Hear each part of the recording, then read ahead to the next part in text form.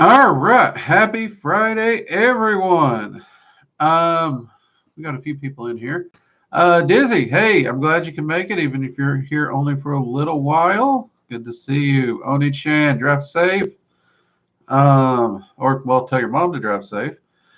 Uh, and Wild Dharma has an interesting question here. Let me get some coffee here. We'll touch on this real quick before we actually get into the opening announcements and stuff. If you are in here, be sure to hit that like button, get those likes up. It helps out a lot. So, Wild Dharma wants to know during a communication with an entity, how do you know the difference between your thoughts and the message of another entity? First, this is a two-parter there, Wild Dharma. First off, it takes experience and time to learn. This is not something that's just going to be handed to you on a silver platter. When working with entities, it does take time to differentiate between your thoughts and theirs. This is indeed a part of self-mastery as well as a part of your development as a practitioner and your growth. However, in helping to learn these steps, this is, again, one of the reasons we always tell you, keep a journal. Yes, your thoughts can create voices. Yes, your thoughts can create thoughts. However, your thoughts cannot create information you do not have and do not know.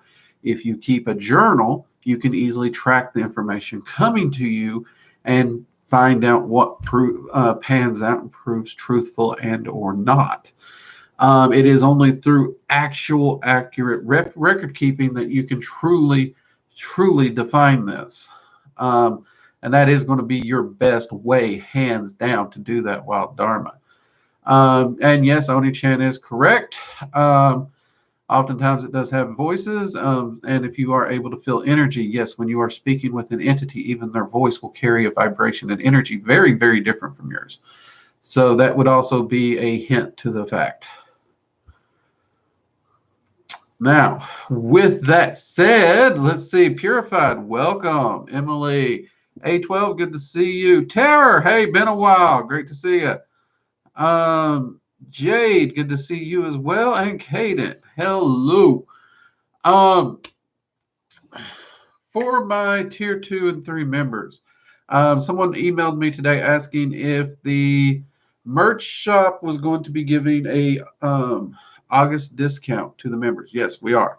Apologize for being a little behind on dropping that link into the members only area. It will be coming, I promise. I'm actually going to try and get that either tonight or tomorrow to all of you. So I apologize for the delay. Please forgive me. Let's see. Also, I am actually finally starting to nail down what day I want to do the members only live streams. We're looking at potentially Wednesday nights. Okay, that'll be Wednesday nights. And we may be shooting for, I'm thinking 5 or 6 p.m. Eastern Standard Time so that we can get, so kids will be out of school if you happen to be on the East Coast. And if you're across the pond, hopefully you'd be able to make it to those as well, because we got members supporting us from all over the globe, and I thank you all very, very much. And I do apologize it's taken so long. As a thank you to our members, any member who has signed up,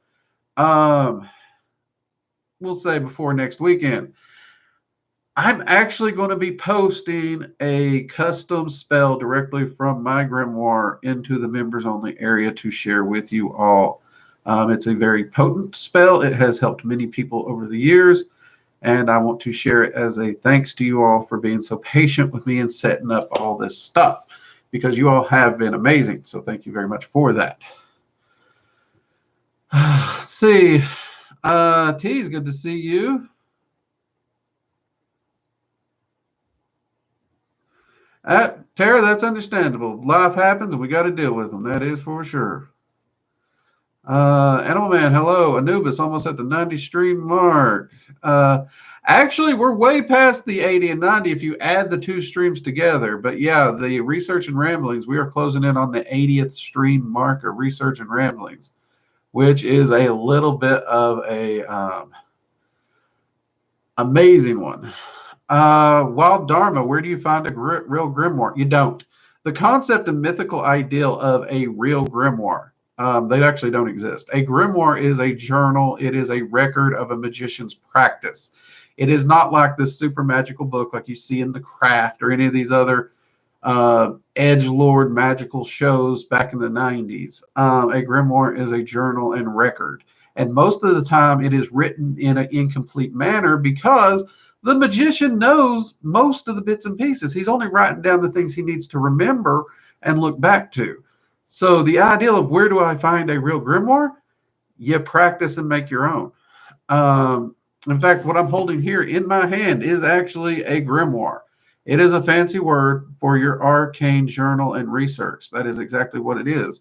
This particular one actually pertains to my work with the dark tree and the cliff off. And then I actually got another one right here in front of me, which was made. This one here is general research and daily notations and stuff like that. That is what a grimoire is. Something like this book on the Goetia here by Crowley. Some people would view this as a grimoire. You could theoretically use this, but in truth, this is showing a system of magic that may or may not work for you depending on your practice.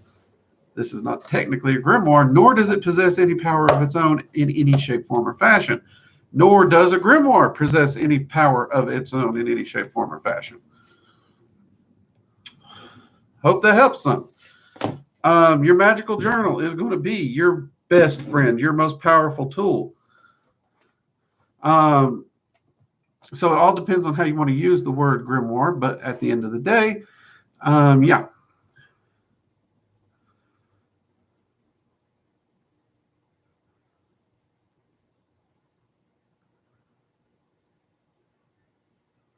No, you will not find a book where it says insert random magical words and you just jump into the spirit world.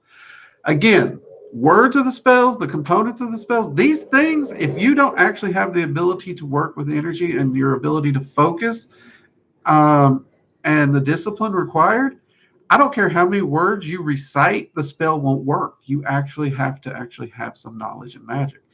Magic does not come without effort. And that effort is not in buying some book off the internet. It's actually in a actual practice. And it takes time to learn it. And again, that's why that journal is hands down your best tool, because it allows you to track your research and track your results.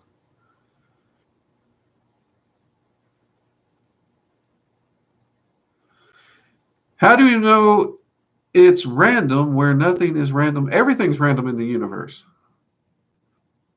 Everything is actually random in the universe. The concept of balance means that everything is balanced. But chaos is the predominant creator, and chaos is absolutely in its absolute random.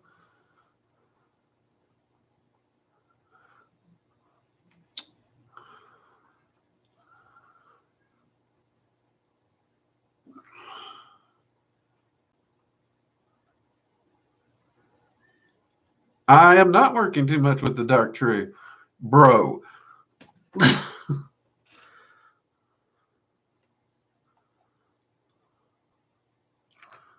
Let's see what we got up here. So with that said, of course, many of you do know I have been working on that Fae path working. That is actually going very well. That particular set of researches. So that is panning out really, really well. As to when I'd be able to get it published, I don't know. I'm thinking I might actually have to go through it a second time, because there's a few of the lords and lady of this particular court that some of their lessons I'm not 100% sure on whether or not I understand them well enough to be comfortable publishing just yet. So we'll have to see how that goes. And I'm planning to go back once the pathworking's done, sit down, talk with them, and ask a few questions and make sure on that. So we will definitely see. But yeah, there are those factors. So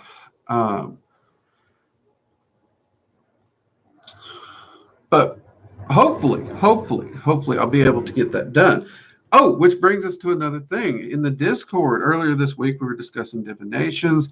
I was asked about my divination classes that I teach to my private students, if those would ever make it to the online school.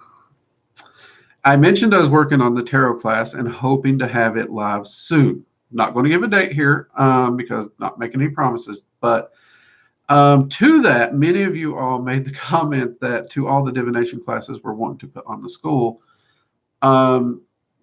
something about my method of teaching you all enjoy, that you would actually prefer to wait as opposed to get a book or something that I may recommend.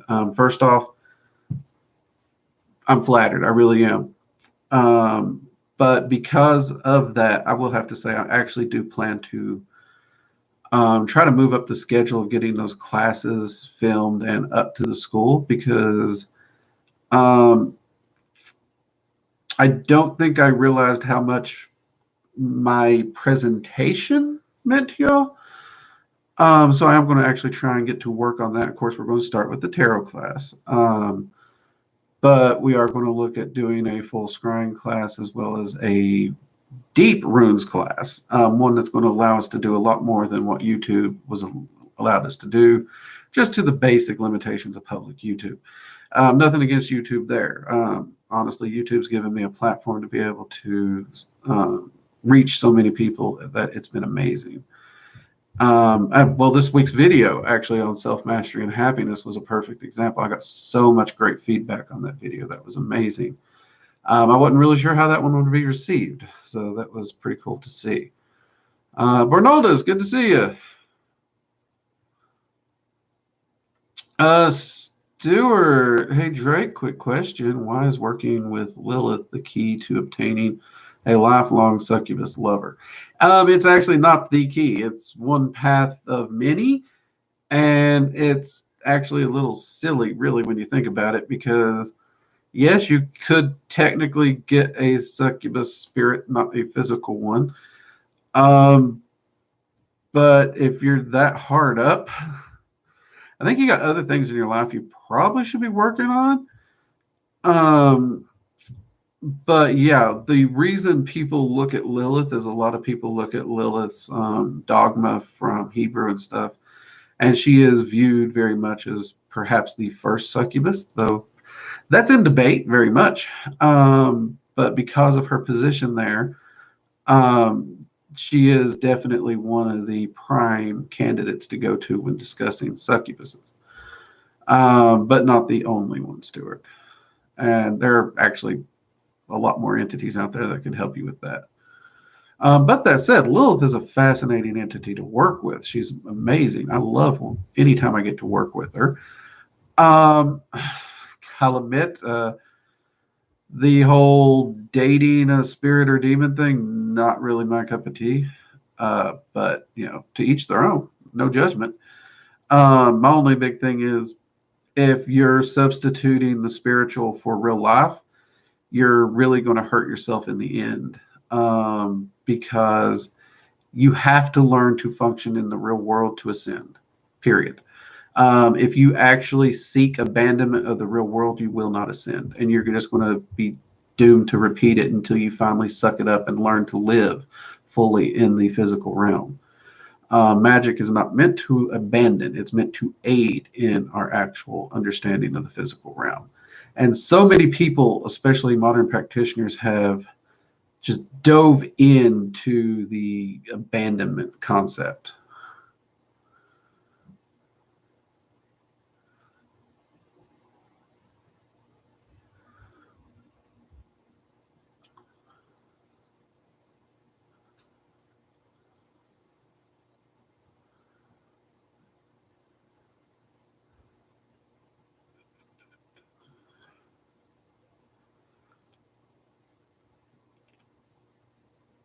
Oni-chan, good. Let me know when you do get that done, mate. I'm always looking for occasional relaxation reading. I will ask, we try to keep it slightly on topic here, but yeah, proud of you.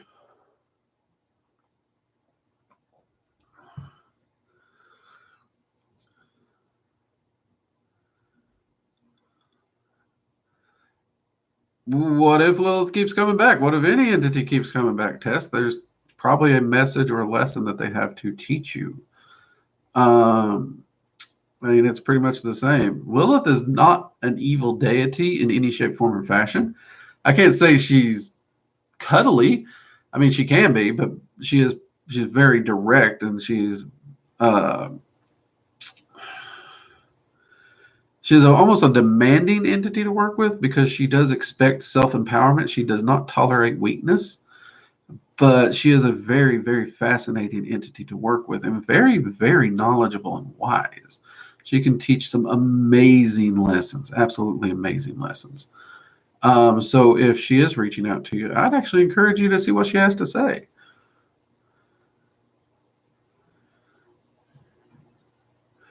Peppers, hey, there you go, Dizzy. Luna, glad you can make it.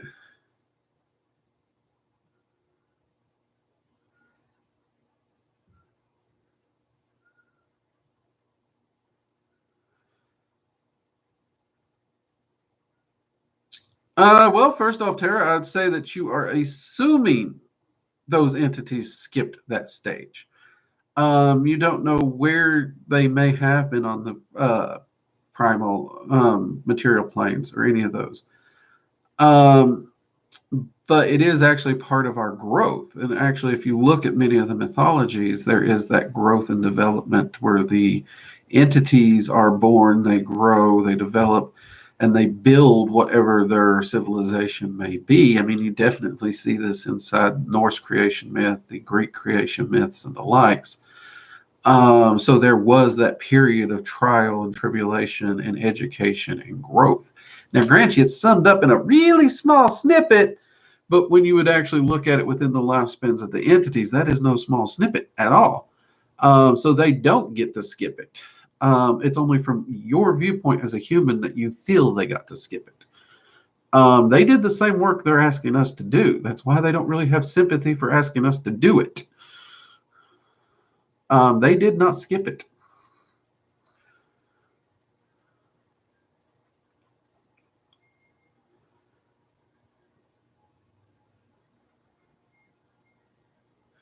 Purified. You've heard people talk about a plane between the ethereal and or between the physical and the astral called the etheric plane. Is there any truth to that? There's a lot of planes that fall in between the physical and the astral. First off, the planes are not just like a sandwich. You don't have the physical, you don't have the astral, you don't have the mental, you don't have the causal. A lot of our maps that we draw to try and explain the planes are laid out that way because you can't really draw the planes in the way they are because they're overlapping, they're crisscrossing, they're moving in and around things. The planes are more like a big giant knotted ball of fishing line as opposed to anything stacked like a tower.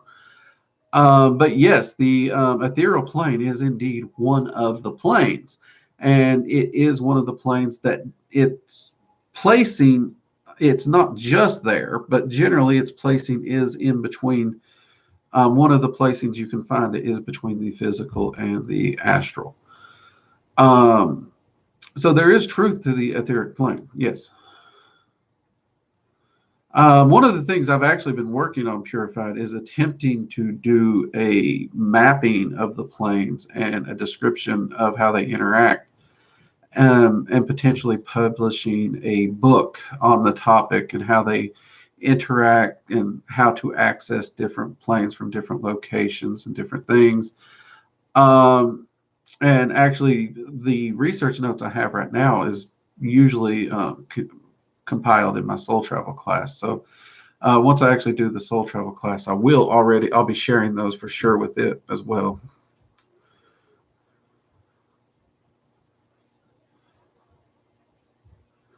Luna, don't mind me just stuffing my face with chocolate cake. Hey, there you go.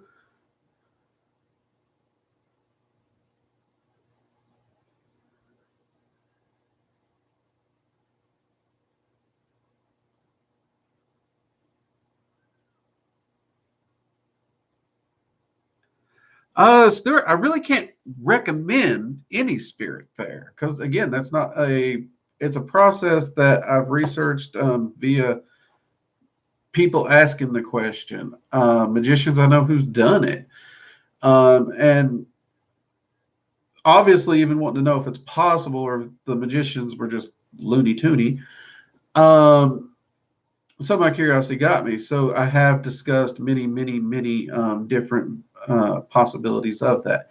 Yes, Lilith can do it, and honestly, Lilith is a very approachable entity, and she's might be one of the better ones. I can't say she is the best one. You could also approach any of your underworld deities. Actually, would have access to contacting succubuses of some kind. And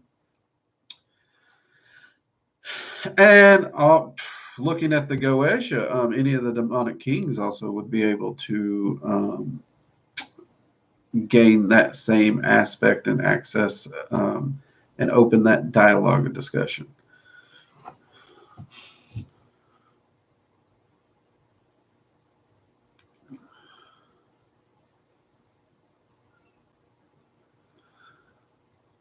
Succubuses do feed off of energy, but they are not the demonic killers that suck life force that Christians have painted them as, Will. That is one thing.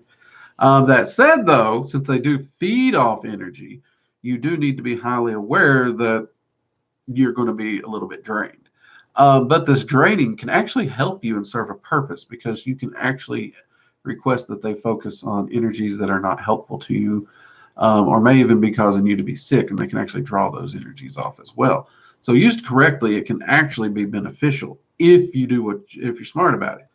Now, if you just continue to be in contact with them and let them overfeed, well, if you don't raise your hand and be like, "Hey, I need to rest," that's your own fault. That's not their fault.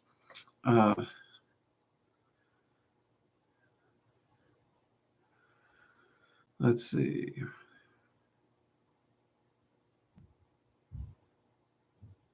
Terror, from the information dragons do not bypass those stages at all. In fact, dragons have existed within the physical planes before. In fact, that's one of the reasons they don't trust humans. We killed them. So yeah, they granted they were smaller dragons that was living here, but no, dragons have to endure the same lessons we do. Humans are not being punished by being on the physical plane. If anything, most entities view our existence here on the physical plane as actually a reward. We seem to be the only entities that don't realize how good we have it down here. Magician girl, Nana, PG. If Lilith is cuddly, it's time. Yeah, I've generally noticed that too. If she gets super cuddly and super easygoing, it's a trap. She has a lesson, and it's going to come down like a 10-pound hammer. But I respect that, and I still love her for it. Honestly, she's one of the keepers of the cliff off that I love working with, and I really want to get back to her.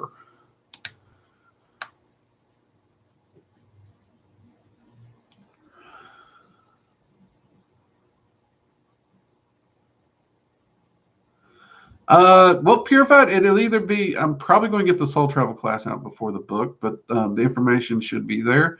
And the book is going to be more of a larger thesis, more focused in specifically on the planes. But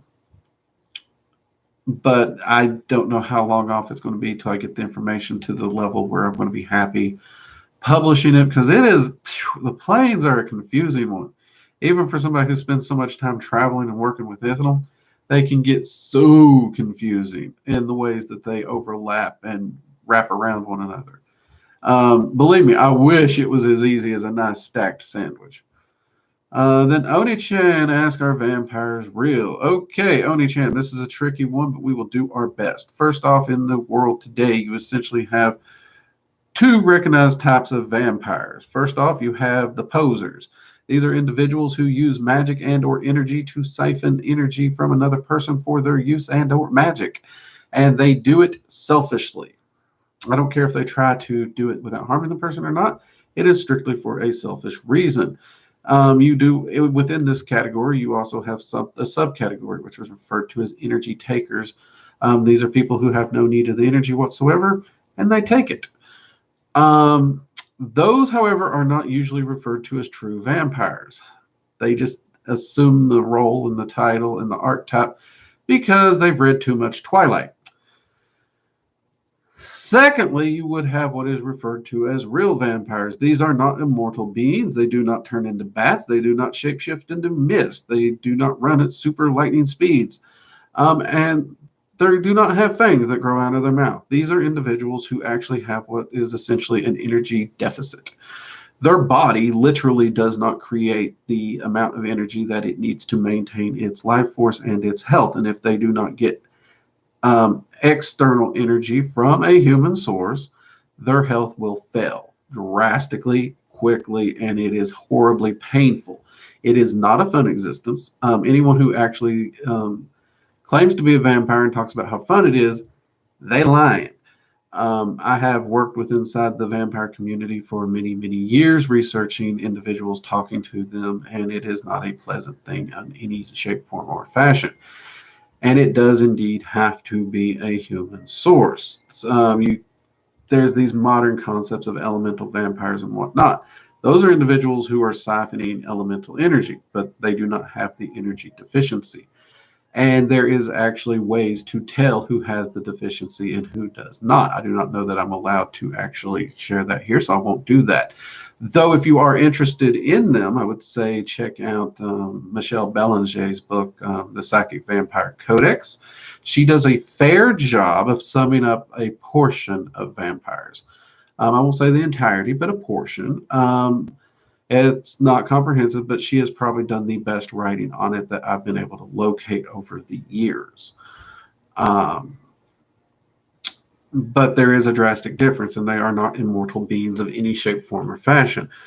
Could you extend your life if you become a vampire? No. In fact, you would actually shorten your life by becoming a vampire. That would be a very stupid move, because to become a vampire, you would literally have to mutilate and scar your energy, body, and soul, and your health will fail. Again, immortality, long life, none of this is tied to what actually makes a true vampire. That is 100% Hollywood.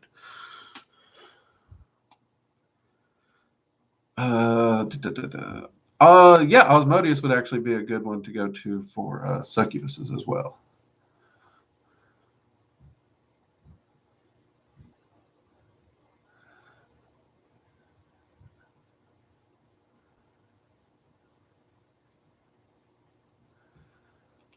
No, you can't physically live with dragons as long as you aren't willing to do the work to ascend. Simple as that, Tara. That is kind of the price. Humanity as a whole earned their distrust, period. And to focus solely on the physical is short-sighted. But if you ascend, then at that point in time, you can live within the planes with the dragons, maybe not necessarily within the draconic plane, especially if you haven't done the work to earn that right. But once you ascend the energetic planes, they're just as tangible and solid as the physical plane to you. You wouldn't be able to tell a difference. So in that case, you would then be physically with the dragons again. But you got to do the work to get there. You got to earn it. No one's entitled to anything. If you don't earn it, you don't get it. Let's see.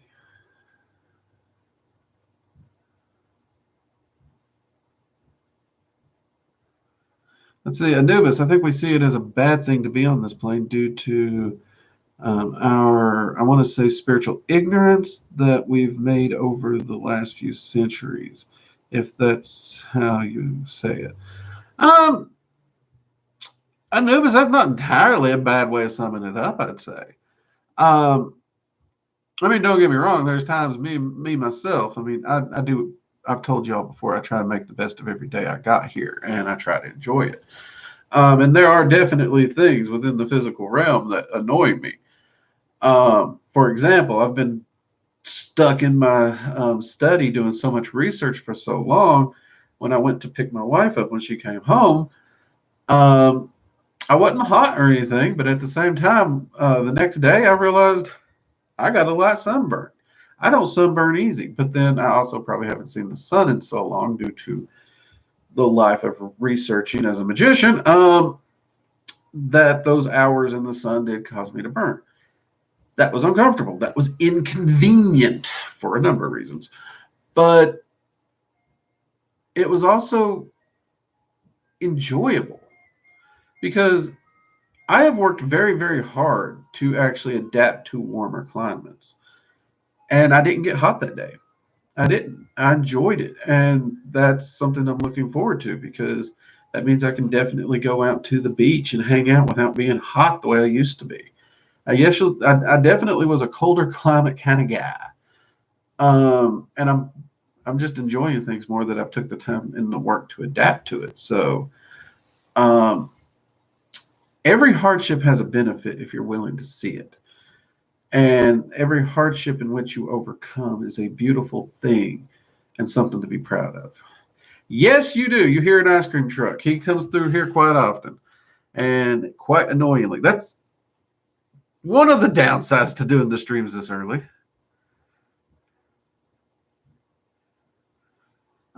Say, hey, Drake, if you did ascend in some way, would you ever make a party of different entities to travel with? I'd imagine that'd be an interesting thing to do after death. I don't know, Anubis. That's a fair question. I mean, I've made a lot of friends on the other side for definitely sure. And I would love to take some trips and journey with them. But I also really, really adore being alone. So I don't think I would make it into a standard everyday thing. I think I'd make it into an occasional thing, kind of like occasional group campouts. I enjoy those, but I don't want to take people with me every time I go camping either.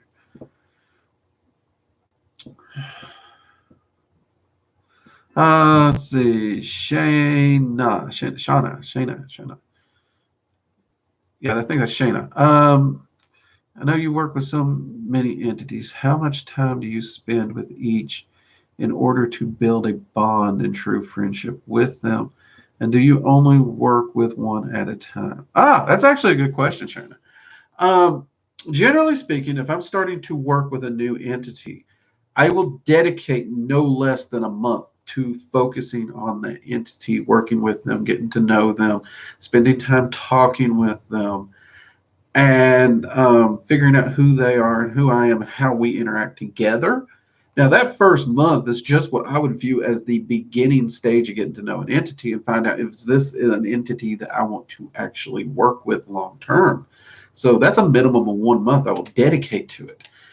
After that point, part of that month is setting up what can I do as a long-term path working to truly deep dive into this entity.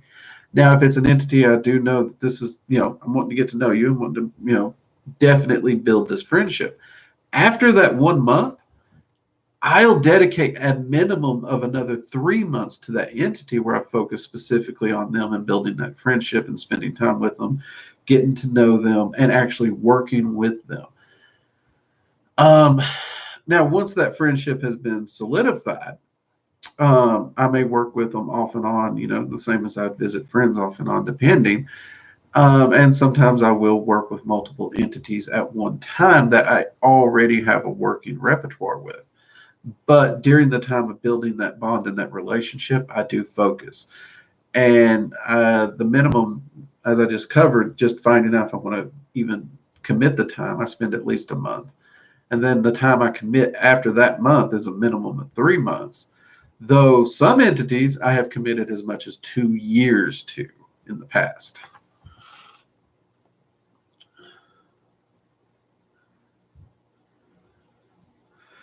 Oni-chan, it really is. And I'll admit, the people I've met within the community there, they're some of the nicest, most caring people, some of the most understanding. And it really irks me when people make light of it, because you do have some really amazing people there. And we complain when we stub our toe or when they're out of our favorite beverage at the store. It does nothing to compare to what they live through.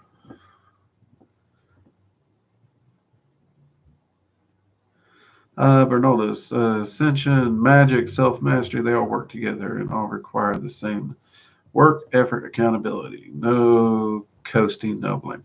That's a true statement, Bernaldus. Can't deny it.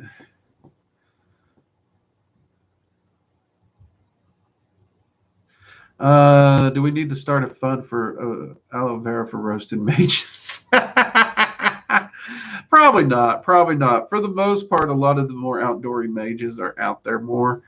And many of you know I usually spend a lot of time in the woods. It's just the last 2 years with the changes and the dynamics, I didn't get out as much as I would. In fact, it was more beneficial just lock up and hold up in the house. So I did. I didn't realize how much, and it's been a while, but it wasn't a bad sunburn at all. Many of you noticed I was a little red, I think, in the streams, but it didn't really slow me down. So yeah, it was all good. Shauna, thank you. No problem. No problem. Happy to try and answer the question. Let's see, Stuart. Drew, you mentioned your family upbringing with the church. What or who was it that brought you to your life as a practitioner? Were you self-taught? That's a tricky one. That really is. Because ironically, me and my wife kind of was talking a little bit about this the other day. Because I remember one of my pastors, Pastor Jerry, the way him and I always talked about entities and our relationships with them. It's like he knew I was going to move on to something else. It was like he knew that. And honestly, I think his wisdom and his guidance was probably one of the most important in my life that really helped me understand spirituality in a way that I do, and also try to understand why so many people disagree with it. He was a really wise pastor. He really was. To this day, I adore and respect that man. That said, working with all the entities I have over the years, the one person that I could say probably was the biggest proponent to me setting out was Yahweh. And I don't mean that negatively. I do not mean that negatively. Because me and Odin was talking about it. And I was talking to him that how I left the church because I wasn't seeing any results of any kind. And it set me on a path of research, knowledge, wisdom, where I did research various areas of mysticisms and teachings and the like. And I actually ended up getting into magic to disprove it, to be honest with you. I did find a teacher. I was not originally self-taught. But I did approach it in a research manner. I was recording everything. My time in the church, I done a lot of praying. And I really didn't get a whole hell of a lot of anything. But when I started getting the results and they were tangible, I kept pursuing. I kept going deeper and deeper and deeper. And I'm a knowledge junkie. So anytime something was presented, I was going to try and learn it. Ms. Waits, hey, welcome. Good to see you. And it really smacked me in the face probably 2-3 years ago now, because me and Odin was talking about it. And he actually told me, he's like, you should go talk to Yahweh, see how he's doing, see what he's been up to. And I'm like, why would I do that? And our conversation went around and around. And he's like, has it ever occurred to you that he knew where you belonged? He knew where you would excel. He knew where you would help the most people. And he done what he done to get you off your ass and get you moving. No, it hadn't occurred to me at all. And that ate at me for a while. And I thought about that. And I thought about Odin's words on that. And everything in my past. all the little different things that I had managed to pick up and learn, and the things that didn't happen, they really led me to where I am. So, yeah, I honestly would have to say Pastor Jerry and Yahweh are probably the two biggest proponents that led me here. And I actually did take Odin's advice and pop in to talk to Yahweh. Many of you know I vented a little. I had some emotional venting to do. He wasn't upset. He totally understood that. But he did confirm Odin's words. He's like, he knew I wouldn't listen. He knew. He said, you're stubborn. Can't argue that. My wife will even tell you I'm stubborn. So he took the path that I would listen to. And he led me to the path where I am. And I'll be honest with you, after all the things I've done in my life, and if any of you have talked to me in Discord, y'all know I've had an interesting life. I've done a lot. I could not imagine my life without the study and research of magic. I adore it. I'd give up coffee before I give up magic. Wrap your brains around that one. Go ahead, take some time. I know some of you probably fell out of your chairs. That's okay. Get yourself up out of the floor. It's okay. I understand. But wrap your head around that statement. Because I would. I'd give up coffee before I gave up magic. Luckily, there's no need for me to give up coffee. But should it be presented, I would.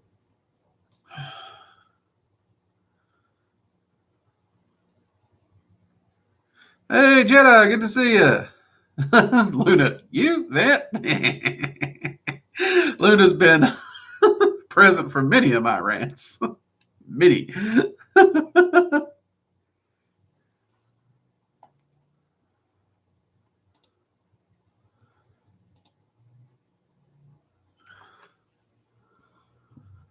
Well, Dharma, if you get on here and you start pushing political agenda and viewpoints like that, you'll be banned, okay? That's your warning. You were warned in another stream.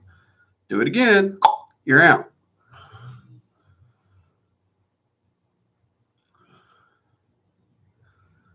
Bernaldus, one of the worst monkey paws for drink. Very true, very true.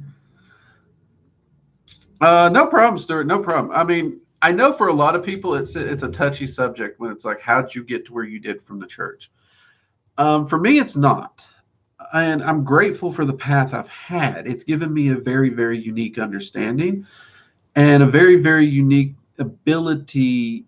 And I wish it wasn't unique. I wish it wasn't. To be able to talk to people and see their point of view.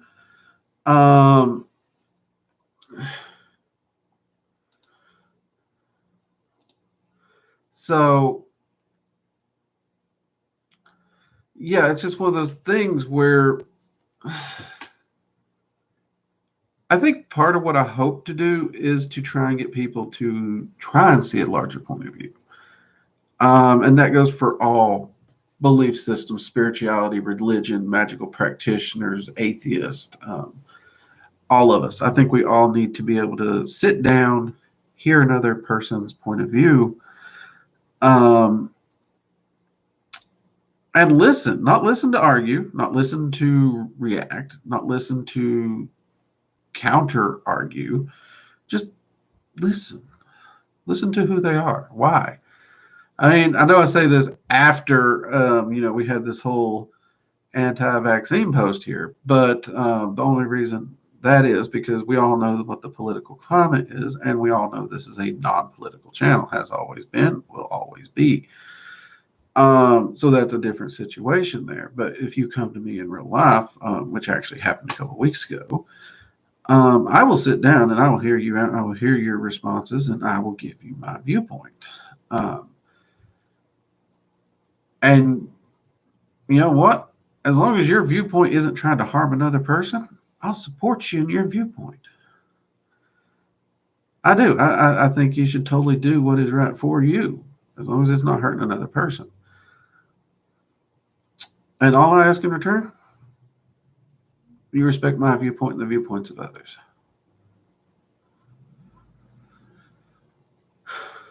Let's see.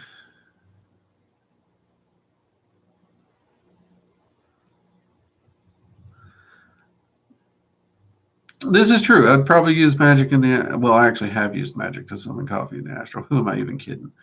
Yeah. Oh, 22 for 22. Well, now we got 23. Somebody just joined us.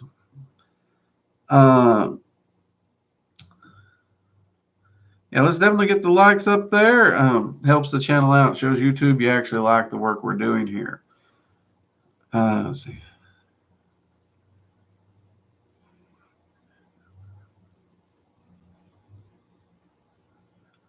Yeah, I mean, it's not a truly unique story. You're right, Oni-chan. It's just one of those things where, you step outside what you know in order to learn a larger picture. And generally speaking, when we step outside our comfort zones or what we know, and we seek a larger picture, that's actually when we're going to probably grow the most. In fact, you're always going to grow when you step outside that comfort zone. In some way, you will grow. Caden, off topic, but I like your ring. Oh, thank you. Thank you.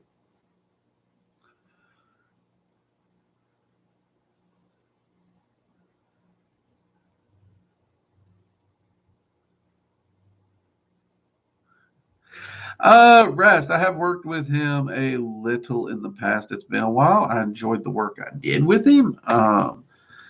Which, I can't even remember what we worked on. It's been a while. During the time I worked with him, I actually enjoyed him. Him and I got along pretty well, which I tend to get along with Saturnian spirits and angels pretty well in general. But as far as his incense, I didn't use a specific incense with him. I just used dragon's blood. And he actually liked it. So I'm not sure which of his formulas you're using. I have been told a few of those formulas, based on the tradition, they can get pretty rank. I had one magician that actually described it like, what was it? His 12-year-old rotted gem sock. And I'm just like, I don't care what entity it is. I ain't burning that in my house if that's how you're describing it. No way. So hopefully that's not the formula you're using. If it is, my condolences. But there are many formulas out there. You might want to seek and potentially find a different formula, one that isn't as bad. But there are different formulas you can use for different things, and you don't necessarily have to use those. But again, if you're following it true to the line of the tradition or the work in which you're working from, that also does make sense. And yeah, I totally understand that. And in cases like that where you're doing those researches, some of those incense blends, yeah, I get you there.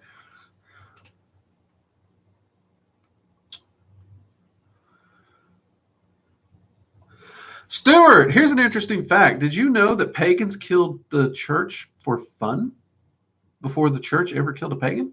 Did you? You can't get mad at someone who done the same thing you did. We persecuted Christians long before the church persecuted pagans. No one's hands in history is clean. And to put forth a bias and a hatred for something, as you put it, our own people, our own folk are guilty of, I'd recommend doing a little soul searching and looking in a mirror. Also, modern day, those people don't do that. They really don't. I'll hold an individual accountable.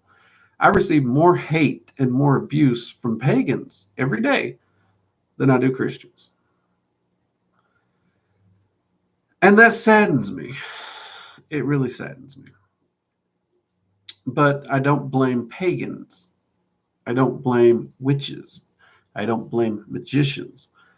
I blame the individual who's being a jerk.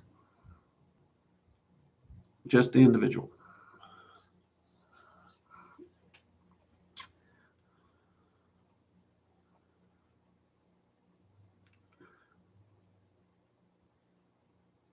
And if you shut your own ears to an area of wisdom, you're only doing yourself harm, no one else.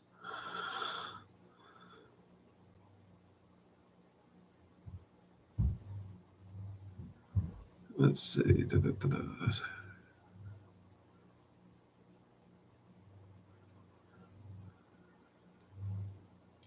See, as long as you have band-aids nearby.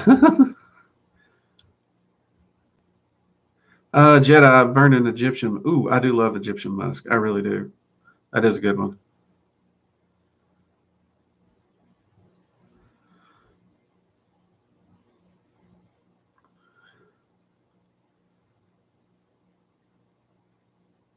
I won't lie. I won't lie. I've admitted to this many times. I am definitely lazy when it comes to incense, and I just bulk buy dragon's blood because it's a great fill-in for any other incense, and I work with dragons so much, it just makes sense. And I move around so much, I don't want to pile up on a bunch of other mixtures and whatnot. So I get lazy on the incense side. And it also helps because dragon blood smells fantastic for me.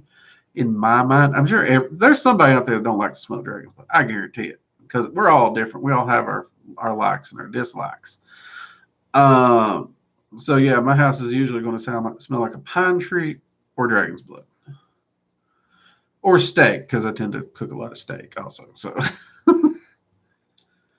So yeah, no, you're not wrong there, Jedi.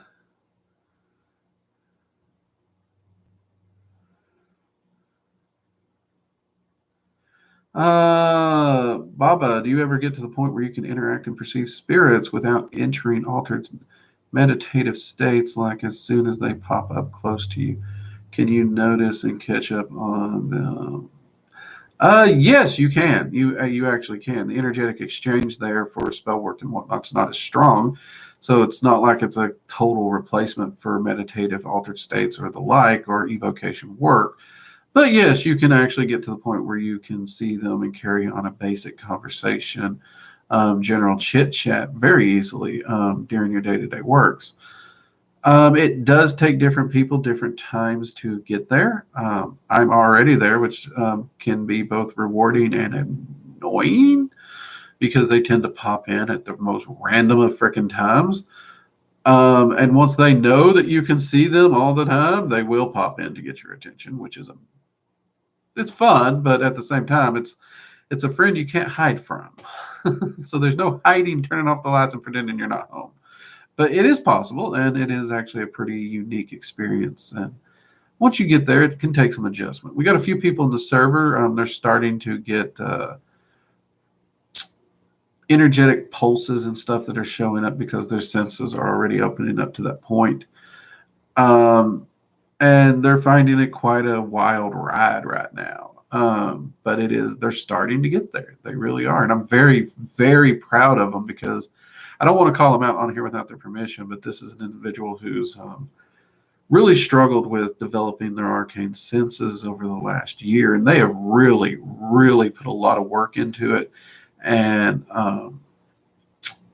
they've asked a lot of questions. They've been very active in the server, and they've been very understanding of any of the constructive criticism, and they have made leaps and bounds. So to see them at a point where their senses are opening up to that level is freaking amazing. And I do actually adore to see when you all make those kinds of progresses. So if you're here and I didn't call you out and you're watching, I'm freaking proud of you, man. Keep up the awesome work.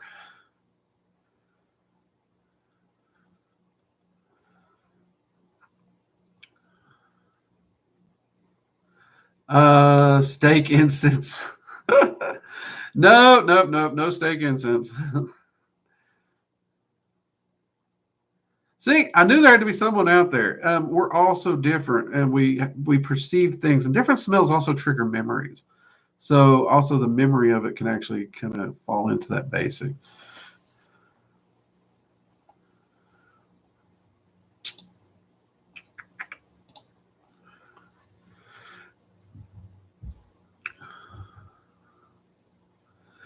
All right. Now, I do know we discuss religions on occasion, but I do want to remind everyone we do not bash religions. Okay. Now, many of you know I'm not a religious person, and I got my reasons for not being religious. I wouldn't even call myself pagan. I'm so anti-religion, but I still respect them, and I respect the people in them, and I respect what they do offer for people. So I'm going to say this politely. I've said it before in these streams, but we do not bash these religions, even if you disagree with them. So please, let's be respectful here.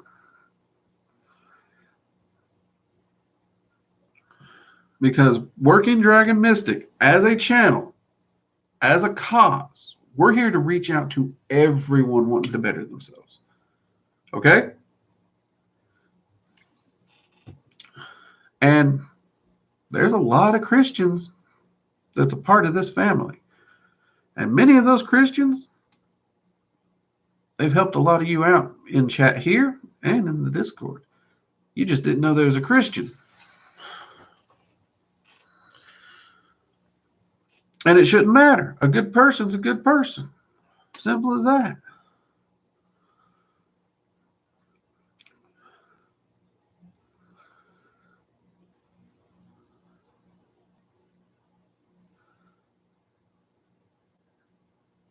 Let's see. So basically, to differentiate between imagination and actual presence, you get it from feeling the energy signature.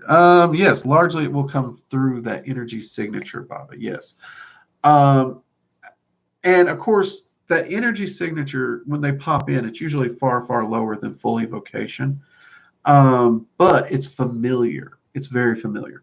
Have you ever been in a room, you're reading, you're not paying attention, you don't see them, but like your spouse, your mom, your siblings, somebody you know really well walks in and you know their presence? You don't have to see them, you just know their presence. And you know when they walk in the room because of their presence.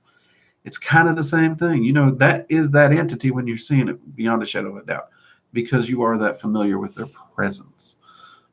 So yeah, that energy signature kind of presence kind of concept there, Baba, is really what it comes down to. And that comes with time and experience. It does. Yeah, we're getting to that point. We definitely are. Thank you, Drake. No problem. Nick Valdivia. Oh my God, I love that name, Nick. I don't know if I pronounced it right, but Valdivia, I like that. 100% agree. Oh yeah, my respecting people rant. Thank you, Nick, and Oni-chan. I know I probably lose a lot of viewers due to the fact that I don't care who you are. If you're a good person, you're a good person. But you know what? I'm okay with that. I'm building a community of good people who value actions and respect. If that's you, come on in. Let's have a chat, share a cup of coffee and some laughs. If that's not you and you can be civil, come on in. But keep it civil. Always keep it civil. Oh, I got it. Hey, people, put it on a calendar. Look, it's right here. Screenshot it. I got proof. I pronounced the name right. Sorry, Nick, but I kind of screw up a lot of names. So the fact that I got one right, it's, kind of a big deal for me. But I love the name. I absolutely love that name.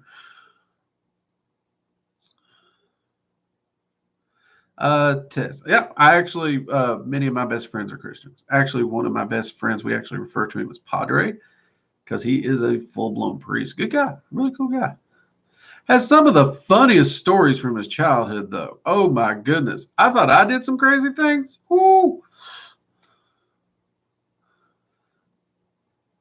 Let's see here.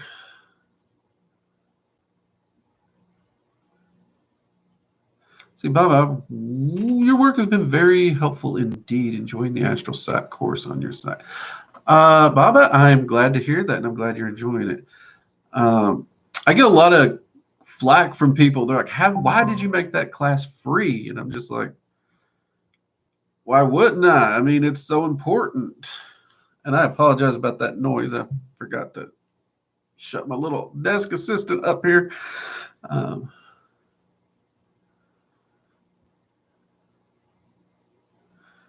Oh, yeah. thought forms and stuff in hotels. Ooh, those are that's one of the reasons I love traveling is just the random crap that wanders into hotels. Stuart, I appreciate it, mate, and I'm not upset. I'm just making sure we're on the same page here and everything. I'm not upset, and I appreciate you there. I appreciate it. We cool, man. Mugs up to you, Stuart. Hey, thank you, thank you. Thank you, Nick. I do try. I do try to get these names right. Don't always do it. And poor Tony, I don't know how many times I've called poor Tony her when it's a gentleman. And Tony, I apologize. I really do. I apologize again.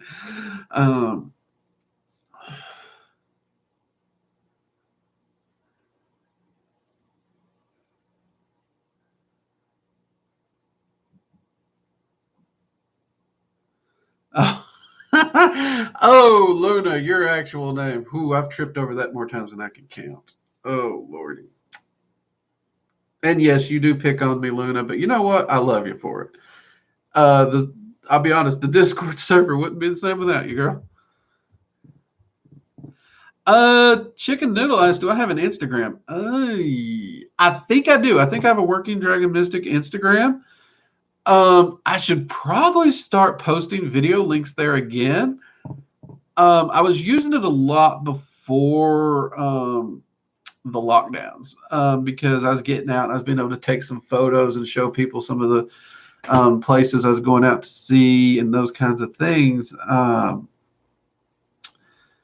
But I don't know. It's like when I couldn't post just the general pictures, which, by the way, I suck at selfies. If any of you do find my Instagram, be fair warned, I suck at doing photographs and selfies and stuff like that.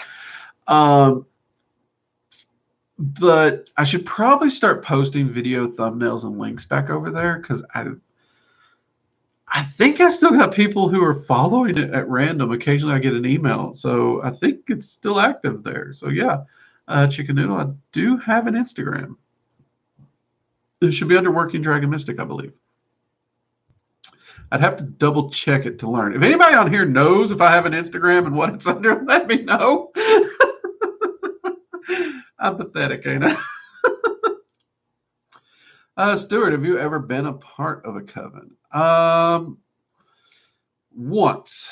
My original teacher, Raven, which you all have heard me talk about, she did run a coven, and I was initiated into her coven, which was a little weird. I'm not gonna lie. I was like the only dude in it. But good people. Very chatty, very wise, open-minded, a lot of good arcane research and discourse.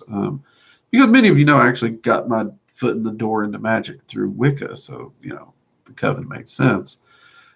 But I have not actually met with them or worked as a part of them in probably 10 or 15 years. Of course, I still am in contact with Raven, and I do occasionally get a few emails and and see a few of the other members from time to time. Everybody's still doing good. We're all still civil, but they still view me as a member, and they always say I'm welcome to any of the Sabbath rituals, which is freaking wonderful. But I'm just, it's not something if I was in town and they were doing something, I'd probably go just to socialize and be friendly and catch up with them. But outside that, I do all my work solo. The group environment just wasn't my cup of tea or coffee or whiskey or a cup of anything for that matter.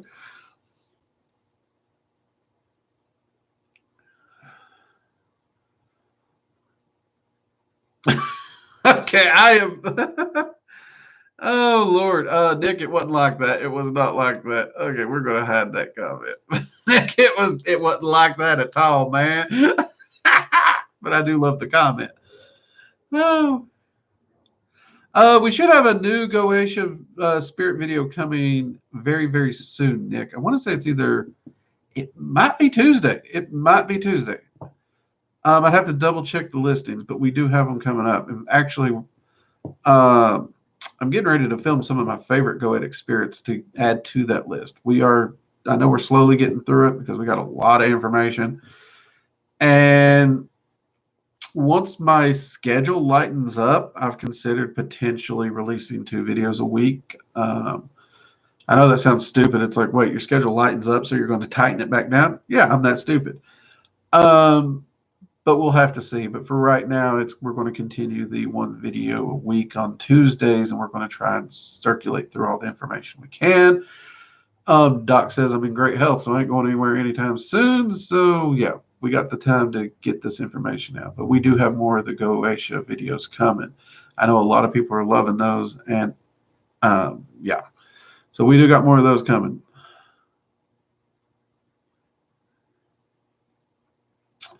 All right, everyone, we went a little bit over. That's okay, though. We had some great conversations here and good questions, too, actually. Good questions. And several of the conversations, reminded me, Drake, you suck at social media.